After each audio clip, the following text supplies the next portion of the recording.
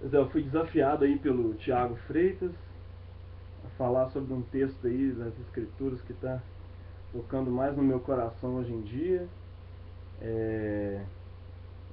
Senão eu vou ter que dar uma Bíblia para ele, né? Tipo, a situação não está ajudando muito, eu não vou fazer isso não. Falar nisso, ele já me deu uma Bíblia quando eu perdi a minha no ônibus. Eu vivo perdendo coisa no ônibus. O Thiago sempre foi um provedor, e por isso que ele tem sido muito abençoado. Bom, vamos lá. O texto que mais tocando no meu coração ultimamente é esse de Isaías 58, do 1 ao 14. Mas, bom, vamos lendo aqui e a gente vai falando e eu vou dizer por que isso está me tocando mais ultimamente, assim. Bom, clama a plenos pulmões, não te detenhas, ergue a voz como trombeta e anuncia ao meu povo a sua transgressão e a Jacó os seus pecados.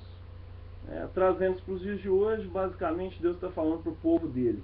O povo dele é todo aquele que crê nele, nós cristãos entendemos que é todo aquele que crê em Jesus, então isso é para nós também. Mesmo nesse estado, ainda me procuram dia a dia, tem prazer em saber os meus caminhos. Como povo que pratica justiça e não deixa o direito do seu Deus, perguntam-me pelos direitos da justiça e tem prazer em se chegar a Deus, dizendo: por que jejuamos nós e tu não atentas para isso? Por que a gente faz tanta coisa? Por que a gente se aflige? Por que a gente aflige a nossa alma e tu não levas em conta? Eis que, no dia em que jejuas, cuidais dos vossos próprios interesses e exigis que se faça todo o vosso trabalho. Eis que jejuais para contendas e rixas, e para ferirdes como punho iníquo, jejuando assim, como hoje, não se fará ouvir a vossa voz no alto. Seria este o jejum que escolhi, que o homem um dia aflija sua alma, incline a sua cabeça como um junco e estenda debaixo de si pano de saco e cinza? Chamaria tu isso de jejum e dia aceitável ao Senhor? Eu escolhi o jejum, acho que até nesse ponto aqui que Isaías está tocando e Deus está falando também, o jejum pode ser colocado aí como qualquer outra prática, não só o jejum, mas todas as outras práticas. Eu acho que isso está sendo levado para todas elas. Essa preocupação com o eu, essa preocupação comigo mesmo, essa preocupação com o meu capital, né, essa preocupação com a minha forma de pensamento que tem que ser enfiada goela abaixo, né, das pessoas. Bom, continuando no versículo 6. Porventura, não é este o jejum que escolhi? Vamos ver qual que é a vontade de Deus, não só para o jejum, mas para qualquer outra prática do cristão. Aqui ele está criticando essa prática hipócrita que os judeus tinham naquela época, os hebreus, né?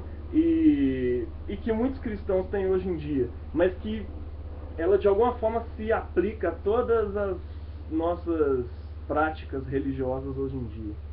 Bom, porventura não seria este o jejum que escolhi? Que soltes das ligaduras da impiedade, desfaças as ataduras da servidão, deixes livres os oprimidos e despedaces todo jugo. Porventura não é também que repartas o teu pão com o faminto e recolhas em casa os pobres desabrigados e, se vires nu, o cubras e não te escondas do teu semelhante? Bom, isso acontecia antigamente, imagina hoje, né? O problema é que hoje essa omissão, ela não é só uma omissão direta, onde você vê uma pessoa nua na rua e não quer vestir ela, você esconde o rosto e sai correndo. Não é uma omissão onde você vê uma pessoa pobre e não ajuda, vê um mendigo pedindo ajuda e não dá ajuda para ele, não dá um esmola e tal. Não é necessariamente disso que eu estou falando, mas isso encaixa também perfeitamente.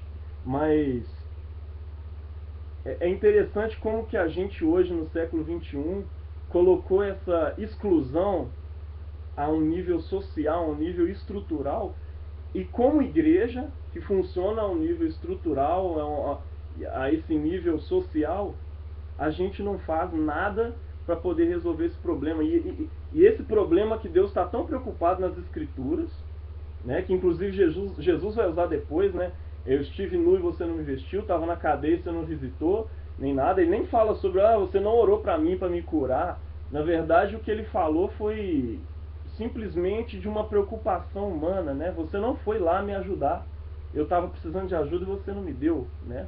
E como que isso é tão importante para Deus, como que isso é tão importante para Jesus, que é a revelação da vontade de Deus nessa terra, e como que a igreja não se atenta para isso, não se preocupa com uma certa urgência em cima disso hoje em dia. A igreja está preocupada com muitas outras coisas mais importantes do que isso, né? 8, versículo 8. Então romperá a tua luz como a alva, a tua cura brotará sem detença, a tua justiça irá diante de ti, e a glória do Senhor será a tua retaguarda. Então clamarás ao Senhor, clamarás e o Senhor te responderá. Gritarás por socorro e ele dirá: eis-me aqui. Se tirares do meio de ti o jugo, o dedo que ameaça, o falar injurioso, se abrires a tua alma ao faminto e fartares a alma aflita. Está vendo que não é só uma ajuda física para quem está passando fome, mas uma ajuda também emocional, uma ajuda no nível de alma, né? Quem gosta de dividir corpo, alma e espírito aí, mas uma ajuda, né, para uma alma aflita, fartares a alma aflita. Então a tua luz nascerá nas trevas, a tua escuridão será como o meio-dia. O Senhor te guiará continuamente, fará a tua alma, o Senhor te guiará continuamente, fartará a tua alma até em lugares áridos e fortificará os teus ossos. Serás como um jardim regado e como um manancial cujas águas jamais faltam. Os teus filhos edificarão as antigas ruínas. Levantarás os fundamentos de muitas gerações e serás chamado reparador de brechas e restaurador de veredas, para que o país se torne habitável. Aqui ele está falando de um monte de desejos que Israel tinha e se preocupava em pedir a Deus para Deus fazer, mas que Deus não fazia. Pô, estou jejuando e Deus não faz nada e tal. E aqui ele coloca um monte de preocupações de Israel, assim como Jesus coloca um monte de preocupações da vida humana e fala com o pessoal assim: olha, por que vocês estão preocupados com o que vocês vão vestir, com o que vocês vão comer?